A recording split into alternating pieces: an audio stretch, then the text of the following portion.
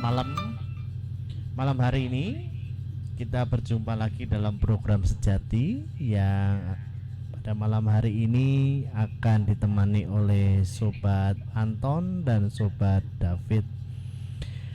Di kesempatan yang baik ini, Sobat Rasinda bisa bersama kami berinteraktif melalui Facebook kami ataupun di WhatsApp 0896 8059 0600, dan Sobat Rasinda juga bisa tulis di kolom komentar. Dan program Sejati malam hari ini mengangkat tema yaitu bedah buku yang merupakan panduan bagi orang percaya supaya mereka berjalan dalam pola yang taat kepada Tuhan. Penulisnya yaitu Sobat David Eko Setiawan, dan malam hari ini sudah bersama dengan kita melalui ujung Zoom di sana. Ya, saya sapa dulu untuk Sobat David dan Sobat Anton. Apa kabar Sobat Anton? Selamat malam, Terima kasih. salam bagi Saudara masih bersama kami dalam kita program semua, Suara Kebenaran. terutama Dan baru Anda saja yang saya tidak bisa melihat. Saya percaya diberkati Tuhan. Ya, saya akan sapa Sobat David. Bagaimana kabar Sobat David? Ya, puji Tuhan, kondisi baik. Cuma ini di atas gunung jadi kedinginan ya. Saya pakai jaket ya. Salam untuk semua Sobat Rasinda yang saya kasihi, juga teman-teman Sobat Sejati ya, sentuhan jiwa damai di hati dimanapun berada, pendengar yang setia, yang baik. Salam kasih dari kami semua. Gitu, Sobat Anton dan Sobat Musi. Ya, puji nama Tuhan. Ya, tidak berlama-lama, saya akan berikan waktu 1 jam ke depan untuk Sobat Anton menjadi host pada malam hari ini, dan Sobat David sebagai narasumber untuk kita bersama-sama belajar dan kita bersama-sama membedah buku Peta Hidup Saleh.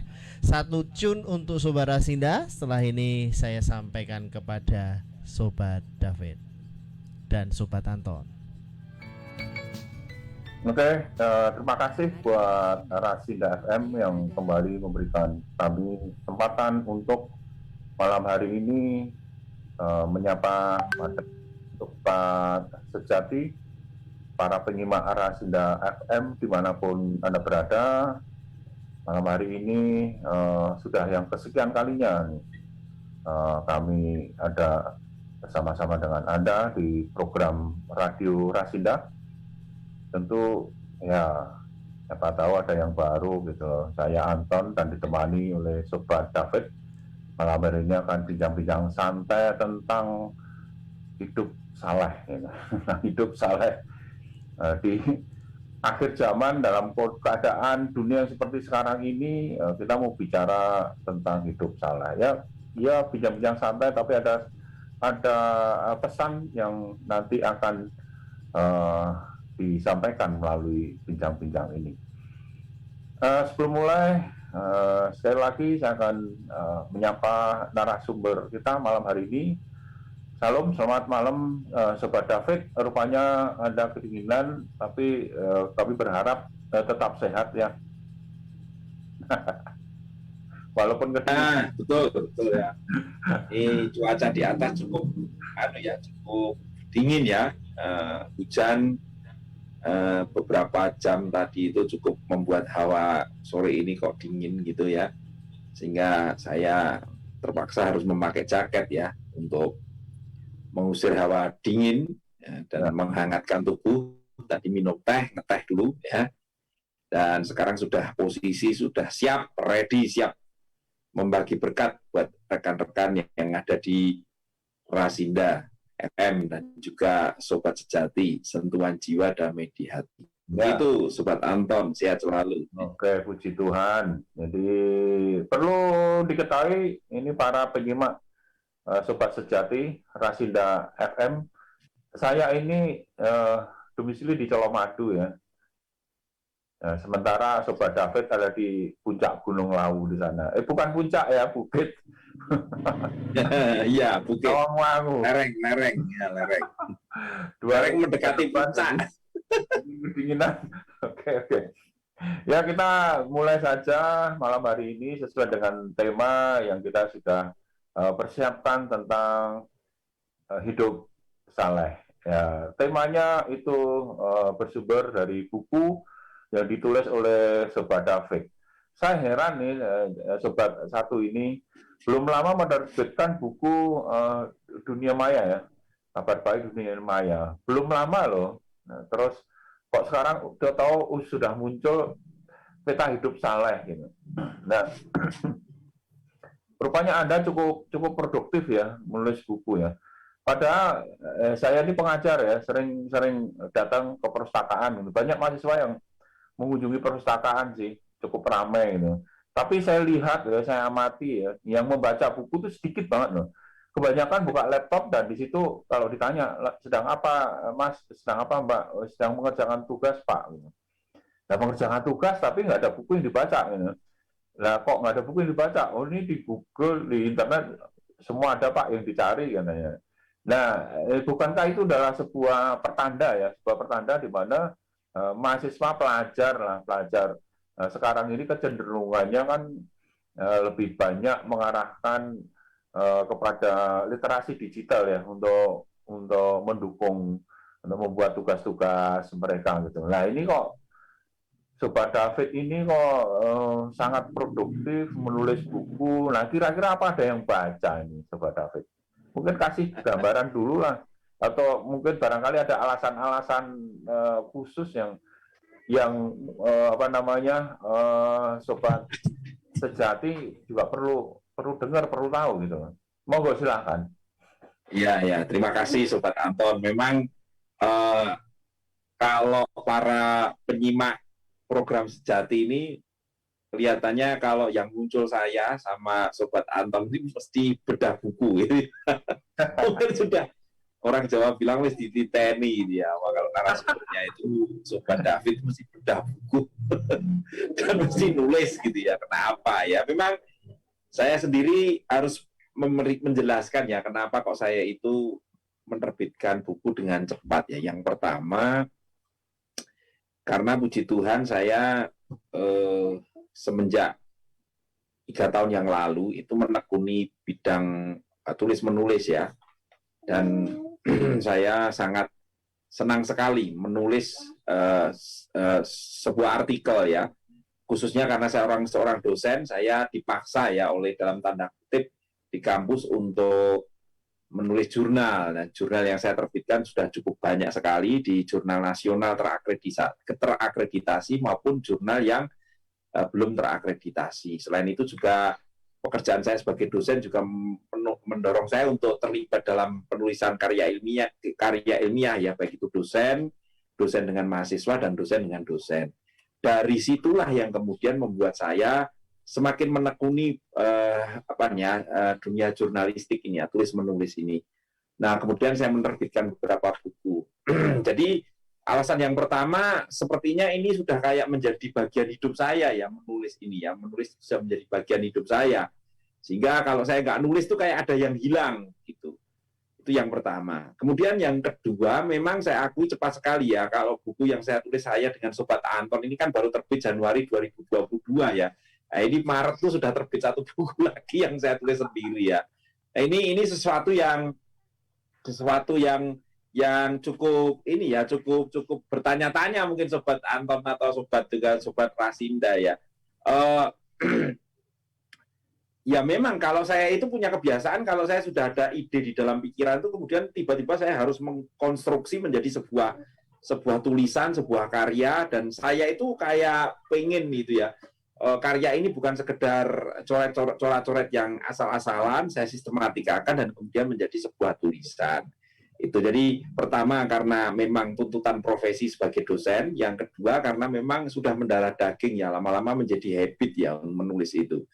Kemudian yang ketiga, memang benar kata Sobat Anton, membuat buku itu bukan suatu pasar yang prospek ya di era seperti ini ya. Betul juga tadi orang lebih banyak sekarang pergi ke e-book daripada buku-buku yang sifatnya fisik begitu ya. Namun kita juga harus ngerti ya, di balik itu semua sebenarnya Indonesia ini punya persoalan ya. Menurut UNESCO Indonesia ini literasi membaca itu ya budaya literasinya itu sangat rendah ya, 11-14%. Ya, bayangkan sekali ya, penduduk Indonesia itu kalau cuma 14% yang suka baca buku, itu berarti cuma berapa puluh juta saja orang yang suka membaca buku. Lalu yang kedua, sudah seperti itu literasi juga literasi yang sangat rendah.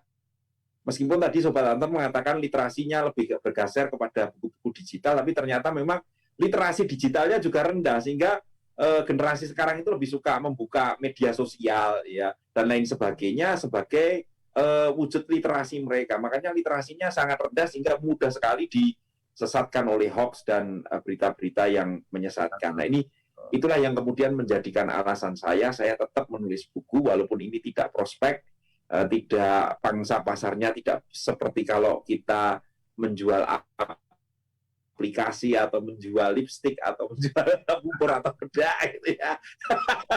Menjual buku. Tapi tadi pertanyaan yang terakhir menggelitik itu, apakah ada yang membaca? Karena saya sudah memulai menulis buku ini sejak tahun 2019 ya, saya menulis dan sekarang saya masih suka menulis dan doakan sekitar ya nanti di tahun baru yang akan datang akan terbit satu buku judul lagi, judulnya Incredible Spirituality atau ya spiritualitas yang mengagumkan ya. Nah, ini Mas Anton sudah senyum-senyum melihat saya ini, baru disinggung aja sudah ada outline di otak saya ya.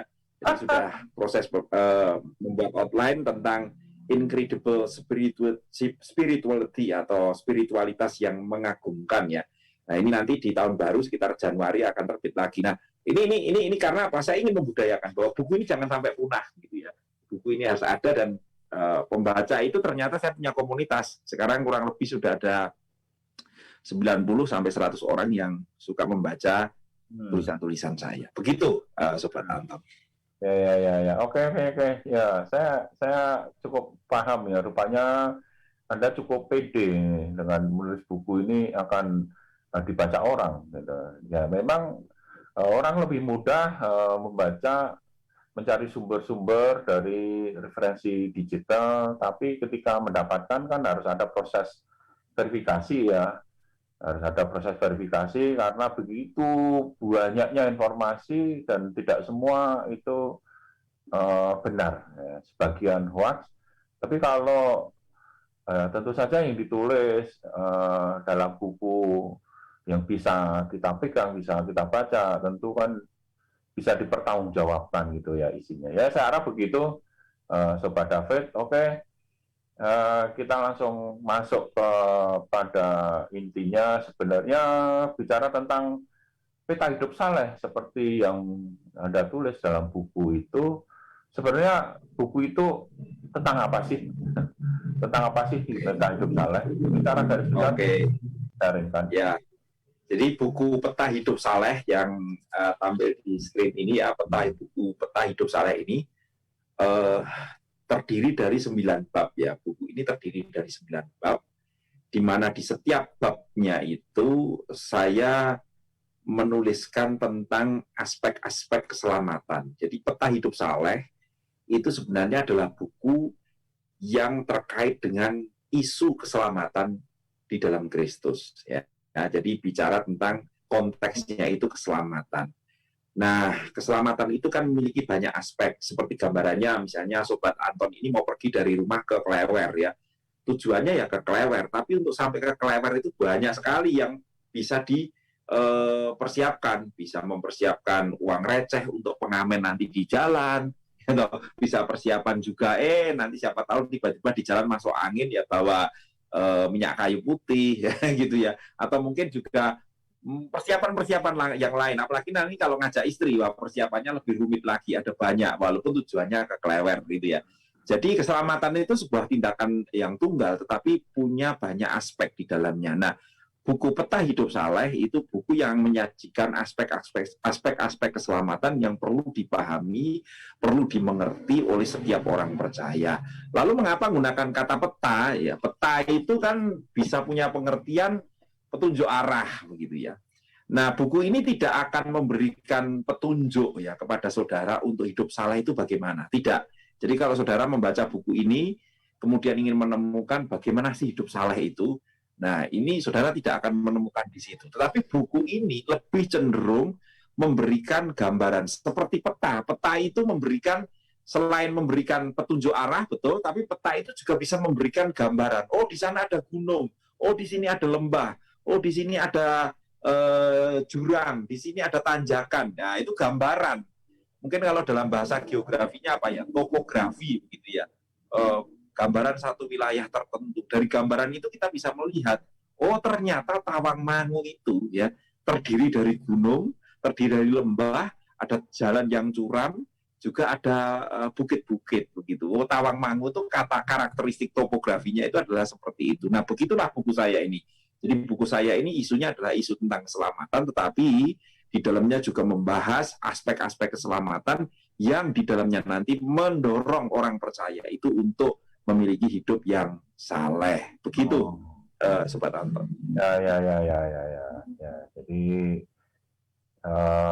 secara garis besar berbicara sebenarnya tentang keselamatan gitu ya. Nah, berbicara tentang keselamatan untuk mencapai tujuan itu apa saja, persiapannya seperti tadi dijelaskan, dari mau pergi menuju satu tujuan apa saja yang perlu dipikirkan, dipersiapkan gitu. Jadi, oke, nah kalau begitu sekarang hubungannya apa gitu? Hubungannya apa antara keselamatan dengan hidup saleh? Apakah untuk bisa selamat, ya, untuk bisa masuk surga harus hidup saleh gitu. Ini ekstrimnya seperti itu nih. Iya, betul. Begitu yang ini pertanyaan bagus sekali ya. Pertanyaan dari orang. Iya betul. Ini pertanyaan narasumber yang langsung dijantung dari buku ini ya. Jadi enaknya kalau punya narasumber itu seorang dosen ya, sama-sama dosen, tinggal kedip mata aja langsung tahu artinya. Kalau punya kalau ada host harusnya dosen tinggal kedip mata aja sudah tahu jawab pertanyaannya itu langsung ke jantungnya gitu ya.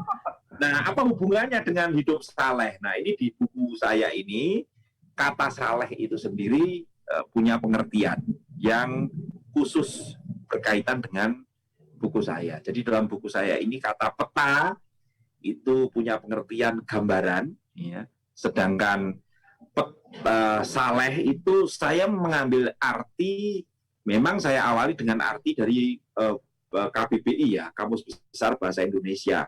Saleh itu ya artinya hidup saleh itu hidup yang taat, hidup yang sungguh-sungguh menjalankan ibadah, suci dan beriman, begitu ya. Tetapi setelah saya menggali arti kata saleh dalam Alkitab, Alkitab ini kan terdiri dari Perjanjian Lama, Perjanjian Baru. Perjanjian Lama menggunakan bahasa Ibrani, Perjanjian Baru menggunakan bahasa Yunani, dan kemudian saya ringkas, maka yang disebut saleh menurut pengertian Alkitab itu adalah sikap.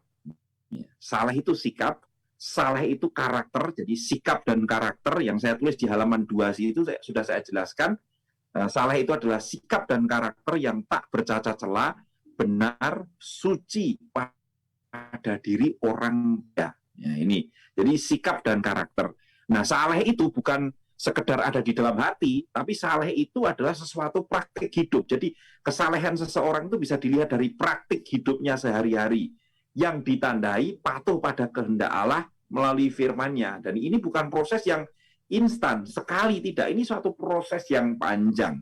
Proses yang panjang. Nah, di sini kaitannya dengan keselamatan di halaman 2 di pendahuluan saya tunjukkan bahwa sebenarnya seseorang itu bisa hidup saleh itu merupakan suatu proses yang tidak instan, proses. Nah, prosesnya dari mana? Prosesnya itu dari Allah, ya kan? Dan diakhiri oleh Allah sendiri atau dikunci oleh Allah sendiri. Diawali oleh Allah dan diakhiri oleh Allah. Dibuka oleh Allah dan ditutup oleh Allah. Ya, begitu. Nah, buku saya ini membawa ke sana sehingga kesalehan hidup seseorang itu sebenarnya kalau dari Allah dan diakhiri oleh Allah itu sebenarnya merupakan rahmatnya Allah. Jadi ketika orang itu memiliki sikap hidup karakter yang tak bercacat celah, benar dan suci, itu tidak terlepas dari karakter Allah. Itu itu tidak terlepas dari rahmatnya Allah, tidak terlepas dari karunia-Nya Allah, sehingga orang tidak kemudian dianalogikan kemudian atau dihubungkan bahwa kalau saya saleh saya masuk surga, kalau saya berbuat benar saya masuk surga. Bukan itu yang saya tulis dalam buku saya. Malahan saya mengungkap bagaimana orang itu menjadi saleh sebenarnya. Ternyata diawali dari tindakan Allah. Nah, itu saya tulis di bab 1, saya awali dengan doktrin atau pengajaran tentang election.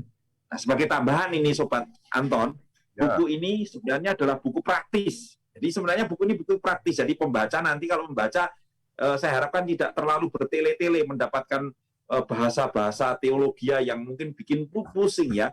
Ini memang buku yang saya tulis secara praktis, namun ya tidak menghilangkan aspek didaktis, aspek pengajaran. Pengajaran tentang apa? Seputar kehidupan Kristen yang berkaitan dengan keselamatan. Sehingga di sini jelas yang disebut saleh itu adalah kehidupan praktek hidup yang benar, yang suci, yang selaras dengan firman Allah, yang itu semua diawali oleh Allah sendiri dan juga dijamin oleh Allah sendiri. Ya. Gitu, Sobat Anton. Ya.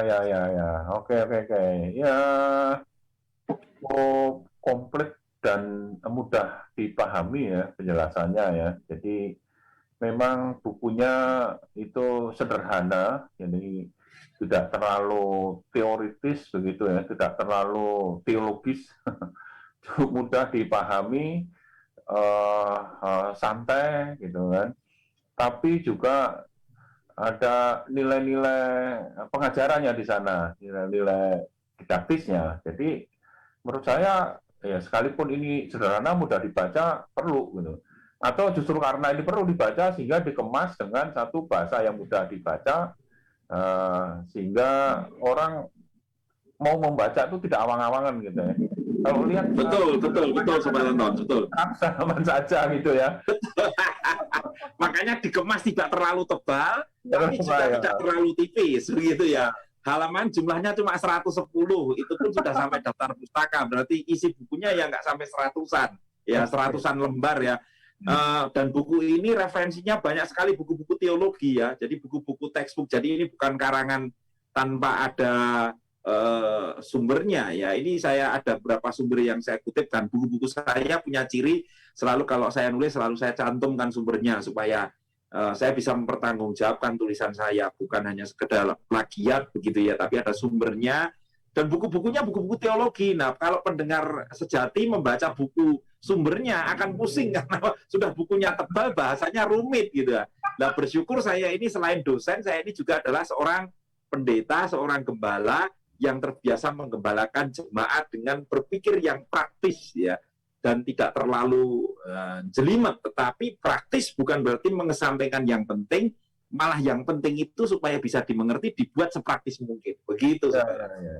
Jadi karena menghadapi jemaat, jiwa-jiwa yang cara berpikirnya sederhana, sedangkan teori yang Anda kuasai itu terlalu teoritis gitu ya, karena memang itu sumbernya dari Barat, jadi rupanya bukan usaha yang mudah ya untuk merumuskan dari atau menyederhanakan rumusan-rumusan para teolog tentang hidup saleh itu menjadi sebuah pemahaman praktis yang bisa dipahami oleh jemaat gitu ya. Oke. Ini sekalipun bukunya tipis, tidak terlalu tebal, tapi sebenarnya pendukungnya itu kelihatannya tidak sedikit gitu. Iya betul. Jadi usaha yang cukup keras gitu ya, usaha cukup keras merangkum ya, beberapa buku teologi yang sangat teoris ya, dengan istilah-istilah yang mungkin juga tidak mudah untuk dipahami bagi jemaat, sehingga sampai di tangan jemaat menjadi sebuah pemahaman informasi yang cukup sederhana gitu kan. Nah, oke. Nah, sekarang ini bicara tentang kasus nih, bicara ya, tentang betul. Nah, kasusnya yang ada di Alkitab saja, karena kalau sudah ada di Alkitab kan pasti banyak di antara sobat penyimak Radinda FM yang membaca Alkitab tentu tahu ahli-ahli Taurat, orang-orang Farisi, imam-imam itu kan mereka menjaga hidup suci selaras dengan firman Tuhan, selaras dengan Taurat, hukum Taurat. Nah, Terus karena mereka sudah merasa hidup suci, hidup saleh, seringkali menjustifikasi gitu kan, menjustifikasi orang lain. Loh, kenapa kok Anda makan dengan orang berdosa gitu kan? Kenapa kok apa namanya itu gurumu gitu. Ini hari Sabat kok memetik gandum menyembuhkan orang sakit. Ini bagaimana nih? Apakah orang saleh itu, orang yang sudah saleh itu dibenarkan bertindak gitu ya, bertindak menegur orang lain yang dianggap tidak hidup saleh gitu. Nah, menurut Anda gimana nih? Ini keluar sedikit nih dari. Ya, ya, ya. Bagus juga ini ya, pertanyaan dari Sobat Anton ini. Tetap ini, walaupun meskipun pertanyaannya seperti ini, ada kaitannya dengan apa yang saya tulis. Jadi, seperti yang saya awali tadi, hidup saleh itu ya diawali dari Allah. Allah lah yang mengawali seseorang itu menjadi saleh mestinya. Dari mana? Dari pemilihan. Orang itu dipilih, ya, diselamatkan, disucikan. Di bab 1 saya membahas tentang pemilihan itu sangat jelas sekali ayat yang saya gunakan sebagai tagline untuk bab 1, yaitu di Efesus 1 ayat yang keempat. Sebab di dalam Dia Allah telah memilih kita sebelum dunia dijadikan supaya kita kudus dan tak bercacat di hadapannya. Jadi Allah sudah memilih kita untuk menjadi umatnya, dipisahkan, diselamatkan agar kita ini kudus dan tak bercacat di hadapan Allah. Berarti sebenarnya orang itu bisa hidup kudus, hidup tak bercacat di hadapan Allah itu karena rahmatnya Allah, karena Allah lah yang memilih. Nah, bagaimana dengan kehidupan orang Farisi pada zaman Tuhan Yesus? Apakah mereka kurang saleh? Jawabannya jelas. Bagi sebagian besar ya masyarakat yang hidup pada masa Tuhan Yesus, orang Farisi dan ahli Taurat itu adalah tokoh-tokoh agama. Bahasa sekarang itu yang paling gampang dipahami, mereka adalah ulama-ulama yang cukup disegani. Ya, karena apa? Mereka memiliki cara hidup yang mentaati syariat Taurat itu dengan begitu tekun. Begitu. Pasti kita juga ingat ya, ada seorang tokoh yang namanya Nikodemus. Nikodemus itu dia bukan sekedar pengajar Taurat, dia bukan sekedar hanya seorang yang agamis, tapi Nikodemus ini juga masuk dalam golongan Sanhedrin. Sanhedrin ini seperti majelis ulama yang dimana ulama Yahudi ya maksudnya.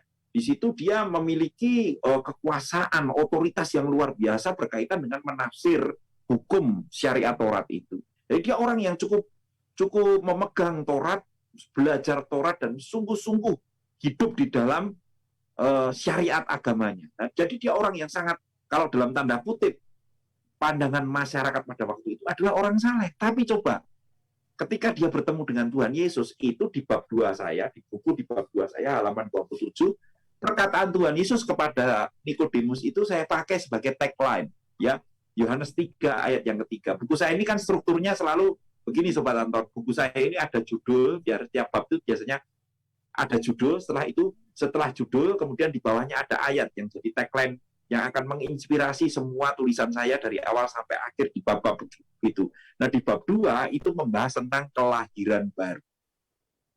Di Yohanes 3 ayat 3, Tuhan Yesus berkata, Yesus menjawab katanya, aku berkata kepadamu, sesungguhnya jika orang tidak dilahirkan kembali, dia tidak melihat kerajaan Allah. Nah, ini kan bagi seorang Nikodemus ini sulit untuk dipikirkan ya, sehingga dia orang yang sudah memegang syariat Taurat begitu taat, begitu saleh, nggak pernah melakukan dosa mungkin ya, menjaga hidup yang benar-benar saleh pada pandangan masyarakat pada waktu itu.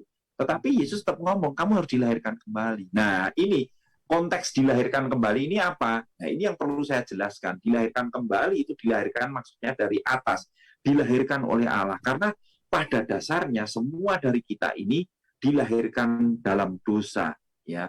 Kita ini dilahirkan di dalam dosa sejak di dalam kandungan, dan kita tidak akan pernah melihat kerajaan Allah, tidak akan pernah melihat keselamatan di dalam Allah kalau kita tidak dilahirkan oleh Allah.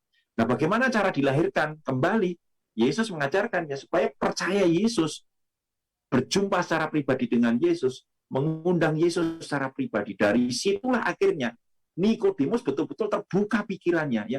Ternyata syariat agama yang dia pegang selama ini tidak membawa dia menjadi saleh, tapi membawa dia buta bahwa sebenarnya kerajaan Allah itu pemiliknya adalah Mesias itu sendiri, dan Mesias itu adalah Yesus. Dan dalam cerita Alkitab akhirnya Nikodemus meninggalkan ya syariat agamanya dan menjadi pengikut Kristus, dan dialah yang akhirnya menguburkan Tuhan Yesus, dan dia mendapatkan kebebasan menjadi murid Yesus dan melihat kerajaan Allah. Disitulah yang disebut sebagai kesalehan. Dan apakah kemudian kesalehan hidup itu kemudian bisa digunakan untuk menjustifikasi orang? Ya, mungkin kalau orang Farisi ahli Taurat, karena mereka belum melihat kerajaan Allah, mereka belum dilahirkan kembali oleh Allah, makanya perilaku hidupnya seperti itu. Tampaknya dia memperjuangkan syariat agama, tapi ternyata dia melawan kebenaran. Contoh yang lain, Sobat Anton, misalnya Paulus. Nanti kita urai lebih dalam. Paulus pun demikian, seorang yang kuat teguh memegang syariat agama, tapi ternyata apa yang dia lakukan itu melawan hukum Allah. Seakan-akan dia memperjuangkan hukum Allah, tetapi ternyata dia melawan hukum Allah. Berbeda ketika dia sudah diselamatkan, menerima Yesus dan mengalami kelahiran kembali, dia melihat ada mutiara besar yang bisa dia dapatkan untuk melayani orang-orang berdosa supaya mereka percaya Yesus, dan akhirnya Paulus pun mendedikasikan hidupnya sepenuhnya kepada Kristus. Bahkan Paulus sangat mengasihi orang berdosa, seperti Yesus mengasihi orang berdosa, tidak menjustifikasi, tetapi melayani, bahkan merangkul, melayani mereka dan membawa mereka kepada Kristus. Begitu, Sobat. Oke, wah ini jadi jelas ya, jelas jadi terang atau padang gitu kan, karena seringkali ketika kita ini kalau mendengar dekat-dekat dengan orang yang suci, saleh gitu, waduh takut mau ngomong, takut salah gitu. Jadi seperti contohnya Nikodemus itu ya, orang yang tadi sudah dijelaskan, anggota Sanhedrin, ya, orang yang menjalankan syariat hukum Taurat, ya kan, hidup saleh menurut ukurannya, menurut anggapannya, gitu kan. Tapi ternyata ada yang lebih penting, yaitu ketika dia ketemu dengan Yesus, ya barulah pikirannya terbuka, gitu, bahwa ketemu dengan Yesus itulah yang utama. Seperti Paulus, apa yang dibanggakan dulu, ya kan, begitu giatnya membela institusi agamanya, menjadi polisi agama, gitu. Seperti itu, ya kan. Orang melanggar Taurat disemprit, ditilang. Orang bahkan bukan hanya melanggar Taurat ya, disemprit, maka dibunuh juga kan itu. Ya itu tidak hanya disemprit, dibunuh, disiksa. Ternyata keliru gitu kan. Setelah keliru, betul. Konsepnya salah gitu. Nah, karena memang tadi sudah dijelaskan di awal. Jadi hidup saleh itu memang berawal dari Allah, oleh karena kasih karunia Allah, gitu ya, di dalam Yesus Kristus. Ya, semua kita di hadapan Tuhan itu siapa yang benar, gitu kan? Nggak ada yang benar. Hanya oleh karena kasih karunia-Nya kan kita dibenarkan, sehingga nggak pas lah untuk nuding orang lain, gitu, menjustifikasi orang lain. Makanya kan dalam buku ini sebenarnya ingin mengajak kita untuk berpikir begitu saleh yang sesungguhnya, begitu, bukan saleh yang semu, gitu ya. Jadi saleh yang sesungguhnya atau saleh yang sejati, gitu ya. Saleh yang sejati, ya, yang diperbincangkan dalam program sejati, gitu kan ya. Saleh sejati yang dipercakapkan di program sejati dengan saleh yang semu. Kalau saleh semu itu ya tampakan luar, ya gitu. Tapi ini bicara masalah esensi. Ya, kita sedang mengulik satu isu yang sebenarnya ini sedang gencar-gencarnya, ya. Orang pada pengen menunjukkan kesalehan hidup, gitu ya. Sehingga dari tampakan luar orang kemudian bisa mengatakan, oh ini kelompok orang saleh, begitu ya. Dan berbeda dengan orang-orang di luar, dan bahkan bisa menjustifikasi, menghakimi, menuding, dan lain sebagainya. Apakah itu saleh yang sejati? Nah, tadi Sobat Anton sudah merangkum secara tepat sekali, ya. Saleh itu berawal dari rahmat Allah. Tanpa rahmat Allah, jangan harapkan kita bisa menjadi saleh, ya. Kesalehan kita yang kita bangun itu malah akan menjadi alat untuk melawan kebenaran. Itu kunci. Begitu, Sobat. Oke, oke, oke. Oke, nah kebetulan nih ada yang bertanya ini dari Sobat Jumadi dari Tegalsari Karanganyar ini. Ini pertanyaan seperti ini. Apakah setiap orang percaya memiliki peta saleh agar hidup serupa Kristus? Nah, pokok silakan langsung dijelaskan saja. Nah, ini pertanyaan Mas Sumadi ya. Jumadi ya? Jumadi dari Tegalsari. Ya mungkin tetangga saya. Ya, Tegal mungkin kalau Karanganyar Tegal Asri ya mungkin ya. Tegal Asri. Oh, Tegal Asri ya, Tegal Asri, sorry. Karena saya ini karena saya juga punya gubuk di Karanganyar, jadi saya ngerti nama-nama dan saya sekolah cukup lama di Karanganyar, di SMP Karanganyar maupun SMA Karanganyar. Di daerahnya pasti itu namanya Tegal Asri ya. Mas Jumadi di Tegal Asri, selamat malam ya, salam sejati, sentuhan jiwa damai di hati ya. Mas Jumadi jangan lupa ya, setiap Kamis 2 minggu sekali akan ada tampilan sejati yang pasti akan menyentuh jiwa dan damai di hati. Saya akan menjawab pertanyaan Mas Jumadi. Apakah setiap orang percaya punya peta ya, hidup saleh? Nah, begini, peta dalam buku saya itu gambaran, deskripsi hidup saleh. Nah, ini bisa dijawab ya, tapi juga bisa dijawab tidak. Karena begini, benarkah orang percaya itu memiliki kehidupan sebagai orang percaya yang di dalamnya ada aspek-aspek yang saya tulis dalam buku saya ini 9 aspek itu ya. Misalnya contoh ya, tadi kita sudah membahas di bab 1 tentang pemilihan, di bab 2 tentang kelahiran kembali. Contoh kelahiran kembali. Kelahiran kembali itu terjadi ketika orang itu menerima Yesus secara pribadi. Tapi fakta ya di lapangan ya, ada satu riset Sobat Anton di Amerika, memang ya bukan di Indonesia, dari Billy Graham Center. Dia mengatakan bahwa orang Amerika itu 89% yang ada di dalam gereja-gereja yang semangat, yang aktif, itu ternyata belum menerima Yesus sebagai Tuhan dan Juru Selamat secara pribadi. Lah ini kan sangat mengerikan gitu. Jadi banyak orang Kristen itu Kristen, tetapi Kristen keturunan. Saya memberitahu Kristen keturunan itu tidak melahirbarukan seseorang. Hanya Kristen yang ketika dia menerima Yesus secara pribadi, itulah yang dilahirkan kembali. Seperti Nikodemus tadi. Disitulah starting point-nya. Ya. Ketika Allah sudah menurunkan rahmat, dan rahmat itu ya diterima dengan iman melalui percaya kepada Yesus. Disitulah kemudian orang tersebut akan mengalami kelahiran kembali. Nah pertanyaannya, apakah semua orang percaya sudah dilahirkan kembali? Saya kembali bertanya, apakah Anda sudah menerima Yesus sebagai Tuhan dan Juru Selamat secara pribadi? Itu pertanyaannya ya. Kalau belum, kalau hanya digeret oleh yang kakung, yang putri ya, karena bapak saya majelis, ibu saya majelis, bapak saya pendeta ya, sejak kecil saya tinggal di gereja, ikut di dalam gereja. Bukan itu gitu.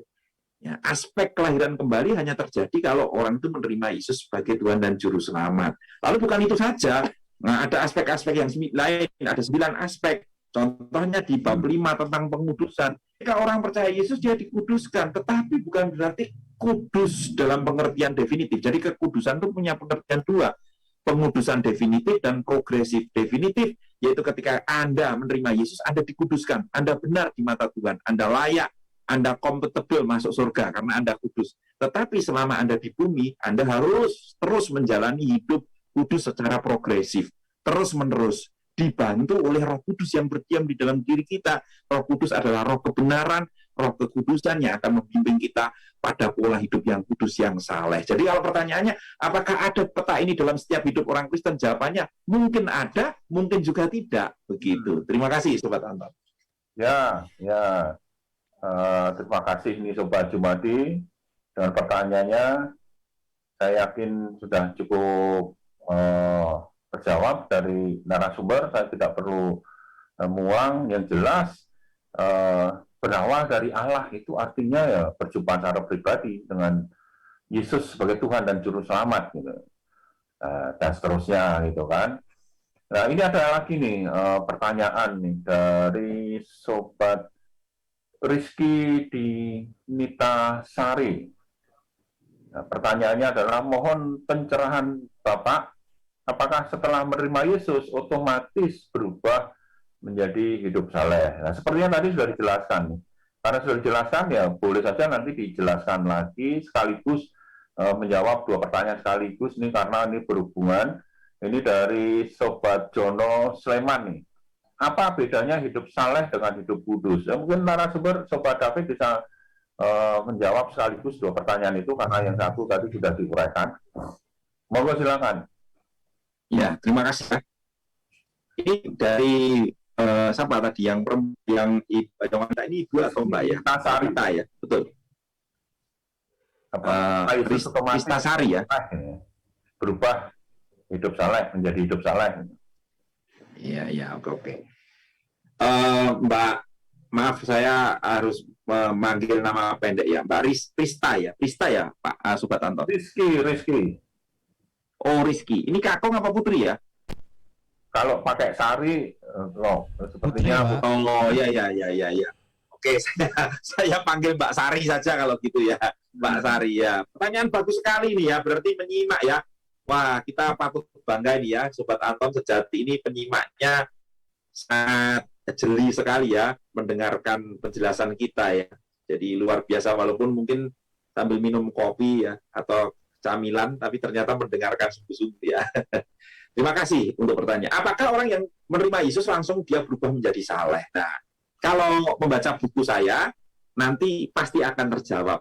Khususnya di halaman 2. Saya sudah menyebut tadi, hidup saleh itu suatu yang berjalan, proses, tidak instan. Ya. Orang yang menerima Yesus sebagai Tuhan dan Juru Selamat secara pribadi, ya, otomatis dia itu dibenarkan di hadapan Allah. Di bab yang saya menulis di bab, sebentar ya, saya ngerpek dulu ya, saya juga agak lupa ya, di bab yang keempat itu, di saat itu juga, dia diadopsi ya, menjadi anak-anak Allah. Dia dilahirkan kembali menjadi anak-anak Allah dan diadopsi, diangkat menjadi anak-anak. Sebagai anak-anak Allah, ya, hidupnya terus berproses. Ya. Proses, salah satunya misalnya tadi yang saya sebutkan yaitu aspek pengudusan. Ketika kita menerima Yesus, ketika kita menerima rahmat Allah, kita dipilih, kita disucikan oleh Allah, kita dikuduskan, itu pengudusan definitif. Anda kudus, ya. Meskipun faktanya mungkin ya masih jatuh dosa begitu ya, tetapi di mata Allah bukan karena Anda, tapi karena rahmat Allah di dalam Yesus, Allah Bapa melihat Yesus Kristus yang sudah mati tersalib buat Anda layak, Anda kudus, Anda benar di hadapan Allah, Anda dibenarkan oleh Yesus Kristus. Namun bukan berarti kemudian sudah selesai ya, saya kan sudah kudus. Ya, itu secara definitif, tetapi secara progresif kita harus berjalan di dalam kekudusan, menguduskan diri setiap hari. Wah, ayatnya banyak sekali, Mbak Sari, kalau kita mau baca itu, di bab yang kelima itu saya sudah cantumkan beberapa ayat-ayat yang ayat beserta penjelasannya, atau bahasa kalau hermeneutika itu tafsirnya, ya, bahwa orang Kristen itu dituntut untuk hidup di dalam kekudusan, ya, kekudusan yang progresif. Jadi, apakah otomatis? Tidak, ya kan? Kesalehan itu tadi definisinya apa? Sikap dan karakter, dan itu harus tercermin dalam hidup sehari-hari. Itu bukan sekedar status saja, status rohani. Saleh itu bukan sekedar status rohani, tapi kesalehan atau kesalehan hidup itu sesuatu yang bisa diamati, dilihat, dirasakan oleh orang lain, di mana itu merupakan praktik hidup ya dari orang-orang percaya yang sudah dikuduskan oleh Allah dan hidup dalam pengudusan. Kemudian pertanyaan dari Bapak yang di Sleman tadi itu, ya, apa bedanya hidup saleh dengan hidup kudus? Jadi bedanya hidup saleh dengan hidup kudus seperti ini. Hidup kudus merupakan refleksi dari hidup saleh, gitu ya. Sekali lagi, apa bedanya? Sebenarnya ini bisa dijawab bahwa hidup kudus itu adalah refleksi dari hidup saleh, ya begitu ya. Nah, kita harus membagi dulu kekudusan hidup itu dengan 2 aspek yang sudah saya jelaskan di halaman yang kelima, bahwa hidup kudus itu ya kudus secara definitif. Kekudusan definitif ini penting sekali. Karena apa? Pada dasarnya kita ini tidak bisa menguduskan diri kita sendiri. Ya. Kita ini sudah berdosa di mata Tuhan. Kita ini orang durhaka. Ya. Kita ini mati dari segala pelanggaran kita. Ya. Karena dosa-dosa kita. Tetapi karena Kristus kita ini dihidupkan kembali. Dan kita dinyatakan benar, kudus, ya, dikuduskan oleh darah Tuhan Yesus Kristus. pengorbanan Tuhan Yesus Kristus. Kita baru saja memperingati Jumat Agung dan Paskah. Kita mengingat itu bagaimana kematian Kristus menguduskan hidup kita. Barang siapa yang percaya kepada Dia, dijamin keselamatan, dijamin ya hidupnya, kekudusan hidupnya. Dan disitulah kekudusan definitif. Tapi selanjutnya orang Kristen harus menghayati kekudusan yang Allah sudah nyatakan dalam hidupnya dengan kekudusan progresif yang menjaga dirinya, menjauhi dosa, dan menjauhi segala kejahatan. Jadi pertanyaan tadi saya jawab, kekudusan hidup adalah kekudusan hidup itu adalah refleksi dari kehidupan yang saleh. Ya, gitu, ya. Sobat. Oke. Oke, terima kasih untuk jawabannya. Ini ada lagi nih yang pertanyaan nih. Tolong nama saya jangan disebut karena ini pertanyaannya cukup sensitif kan. Saya bacakan saja ini dari masuk ke SMS nomor saya nih 0812-300-XXX gitu ya. Nah, pertanyaannya seperti ini, bagaimana sebaiknya kita melihat lingkungan yang tidak salah? Misalnya Minggu khotbah, Senin zina, maaf, terus kan kumat, Kristen tobat kumat. Nah ini kalau kita melihat seperti itu bagaimana? Sedangkan tadi kalau kita mau menegur nanti kesannya menghakimi gitu kan. Jadi seperti orang-orang ulama Yahudi gitu. Nah sebaiknya bagaimana nih sarannya Sobat David sebagai narasumber? Monggo silakan. Iya, ini pertanyaannya sebenarnya pertanyaan yang cukup sulit untuk dijawab ya. Karena sulitnya di mana? Sulitnya di mana karena tidak ada di dalam buku saya gitu kan ya. Jadi tidak ada dalam buku saya. Ya, tapi ini bagus ya. Paling tidak saya akan menjawab berdasarkan apa yang saya tulis di dalam buku saya. Meskipun tidak ada, saya akan kutipkan beberapa pengajaran yang ada di dalam buku saya. Jadi begini, setelah orang itu menerima Yesus ya, setelah orang itu menerima Yesus sebagai Tuhan dan Juru Selamat, harus mengerti bahwa keselamatan kita itu bukan karena perbuatan baik kita. Sekali lagi karena rahmat Allah. Tadi diulang-ulang terus oleh Sobat Anton sebagai host, ini semua karena rahmatnya Allah ya. Di dalam Efesus pasal 2 ayat 8-9 itu jelas sekali. Kita diselamatkan itu bukan karena perbuatan baik kita, tapi karena kasih karunia Allah. Sehingga kita tidak bisa bermegah karena kita diselamatkan karena kasih karunia Allah. Tetapi bukan berarti setelah orang itu diselamatkan di dalam Kristus, dikuduskan, dinyatakan benar oleh Allah, bahkan diadopsi menjadi anak-anak Allah, lalu hidupnya sak penake dhewe, sak karepe dhewe kalau istilah saya. Memang kita diselamatkan bukan karena perbuatan baik, tapi pasca keselamatan, orang yang sudah diselamatkan itu harus menunjukkan berbagai perbuatan baik. Ya kan? Perbuatan baik di situ apa? Ya segala sesuatu yang disebut perbuatan baik. Tetapi di dalam buku saya, khususnya di halaman yang ke-75, saya menjelaskan di situ. Ternyata perbuatan baik yang harus kita lakukan itu adalah perbuatan baik, ya berbagai perbuatan baik yang di atas standar. Kalau perbuatan baiknya itu orang-orang bisa lakukan itu perbuatan baik yang biasa. Kita harus melakukan perbuatan baik yang di atas standar. Berkaitan dengan pertanyaan, kalau kita tinggal di daerah yang begitu yang tidak kudus, ya hidupnya nggak karu-karuan, sikap kita harus bagaimana? Ya jelas, sebagai orang yang sudah diselamatkan, kita sebagai saudara seiman, apalagi kalau kita itu melihat sebagai saudara seiman, ya beda antara menegur, menasehati, dan menghakimi. Saya ulangi, beda sekali antara menegur, menasehati, dan menghakimi. Kalau mau lihat gambarannya yang paling jelas sekali adalah ketika Tuhan Yesus melakukan sesuatu, orang Farisi cenderung menghakimi, ya, cenderung menghakimi Tuhan Yesus. Tuhan Yesus melakukan sesuatu, misalnya Tuhan Yesus menyembuhkan tangan orang yang sedang mati sebelah di hari Sabat. Orang Farisi melihat orang yang tangannya itu sembuh tidak bersyukur, malah menghakimi Yesus, katanya dia melanggar hukum Sabat gitu ya. Padahal hukum Sabat itu dilarang berkaitan dengan pekerjaan-pekerjaan yang berkaitan menghasilkan hal-hal yang berkaitan dengan ekonomi, ya kan? Pekerjaan yang menghasilkan uang, menghasilkan nilai uang, bukan itu, bukan belas kasihan. Nah, Yesus ketika melihat perilaku orang Farisi seperti itu, apa yang dia? Yesus menegur mereka, ya. Menegur. Kita seharusnya demikian. Kalau kita melihat ada orang Kristen tobat umat itu bagaimana ya? Sebagai tubuh Kristus kita harus melakukan perbuatan baik dengan apa? Menegur, menasihati, tidak menghakimi. Seperti Yesus ketika ada di antara orang berdosa, dia tidak menghakimi orang berdosa. Tetapi coba seorang Sakius, ya, malah Yesus menumpang di rumahnya. Yesus mau makan dengan dia. Ada rasa simpati dan empati. Melalui kehidupan Yesus itu menjadi berkat bagi Sakius. Begitu, Sobat Anda. Ya, oke.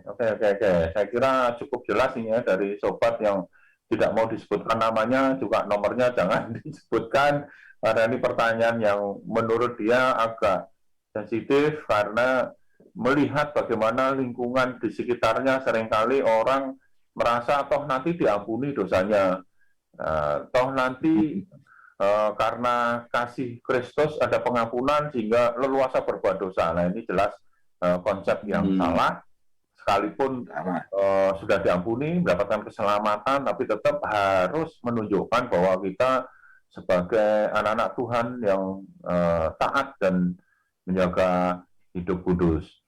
Nah, ini ada lagi nih pertanyaan nih. Oke, pertanyaannya ini sehubungan dengan buku nih, sehubungan dengan buku. Apa sih motivasi Bapak menulis buku ini? Singkat saja nih pertanyaannya seperti itu. Ya, terima kasih ya untuk penanya. Saya tidak tahu namanya siapa ya, tapi saya mengapresiasi dengan pertanyaan dari saudara. Apa motivasi Bapak menulis buku ini? Jelas, saya sudah mencantumkan ya. Saya mencantumkan di dalam bagian di paling belakang dari buku ini. Nanti kalau yang bertanya mencari buku ini ada di. Jadi sobat sejati yang mendengarkan siaran ini nanti bisa mendapatkan buku ini di toko buku Kristen di kota Surakarta ya. Di toko-toko buku Kristen di Surakarta nanti bisa menemui di sana ada beberapa karya kami, salah satunya yaitu karya saya ini sudah saya ada di buku. Sebenarnya buku ini merupakan buku ya refleksi kehidupan pribadi saya sebagai orang Kristen, bagaimana saya menjalani hidup Kristen. Tetapi saya sebagai orang Kristen yang sudah diberkati melalui kehidupan diselamatkan di dalam Kristus dan mengenali aspek-aspek keselamatan yang itu saya alami dalam hidup saya sehari-hari secara pribadi. Nah, saya pengen ya melalui refleksi hidup saya ini saya bisa membagi kepada rekan-rekan yang lain. Tapi bukan sekedar sebuah kesaksian ya. Oh, saya sudah diubahkan Tuhan Yesus, saya dulunya penjahat misalnya ya. Saya dulu juga nakal hidup saya, sekarang saya jadi pendeta. Wah, gitu. Enggak hanya kesaksian itu, di dalamnya saya ingin memberikan pengajaran, aspek didaktis, aspek pengajaran. Supaya apa?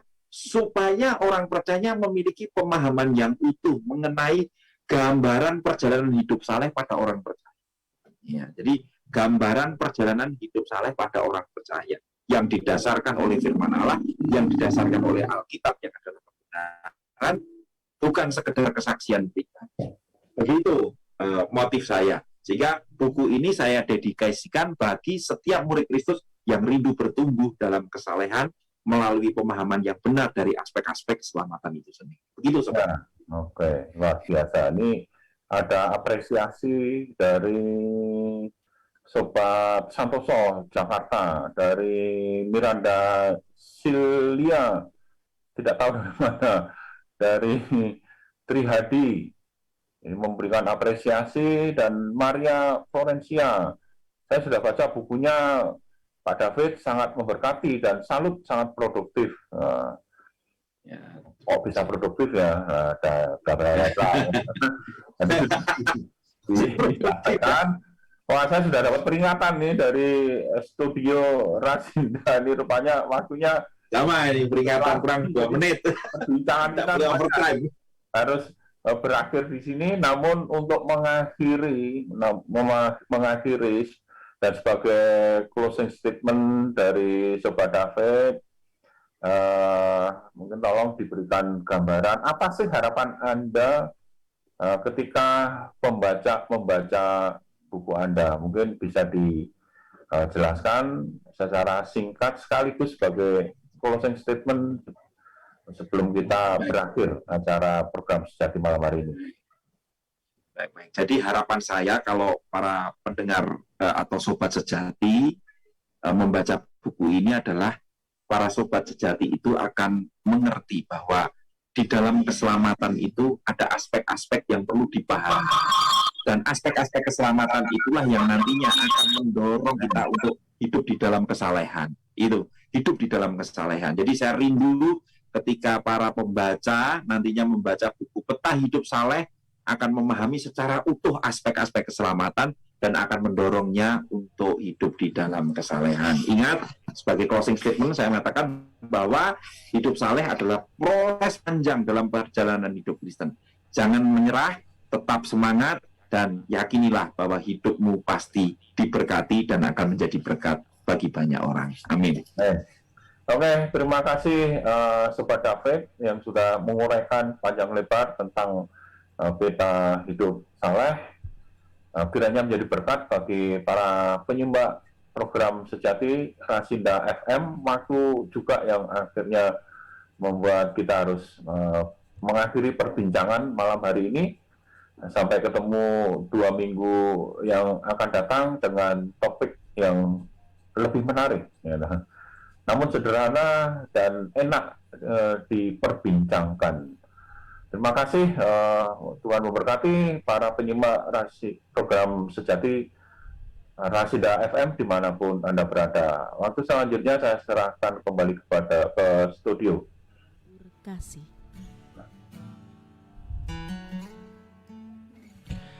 Ya, Sobat Rasinda, kita sudah berakhir di program Sejati malam hari ini. Dan Sobat Rasinda, sebelum saya tutup, saya akan sampaikan kepada Sobat Rasinda maupun Sobat Anton dan Sobat David bahwa pemenang untuk giveaway satu buku pemirsa maupun pendengar, yang mana ini Pak? Pak David, Pak Anton, ini saya sudah ada satu nama, mungkin bisa dibacakan oleh Sobat Anton dari sana. Enggak, silakan. Sobat Anton? Masih di mute, masih di mute. Mic-nya masih di mute, Sobat Anton. Untuk pemenangnya bisa dibacakan atau saya yang membacakan? Silakan langsung dibacakan saja. Baik. Pemenang untuk kuis malam hari ini, untuk bedah buku malam hari ini jatuh ke Rizky Dinita Sari. Ya, nanti kami dari studio akan akan menghubungi saudari Rizky supaya bisa menerima buku dari Sobat David. Saya yakin pasti akan sangat diberkati. Dan untuk 2 minggu ke depan masih dalam program bedah buku ya Sobat David dan Sobat Anton ya, di Peta Hidup Saleh. Ini kelihatannya sepi tapi ternyata bermakna, banyak yang mendengarkan Sobat. Jadi mereka masih mencari gambaran buku ini seperti apa ya. Kita tunggu Sobat Rasinda di 2 minggu lagi bersama Sejati, sentuhan jiwa damai di hati. Akhirnya dari Rasinda mengucapkan selamat malam, Tuhan memberkati.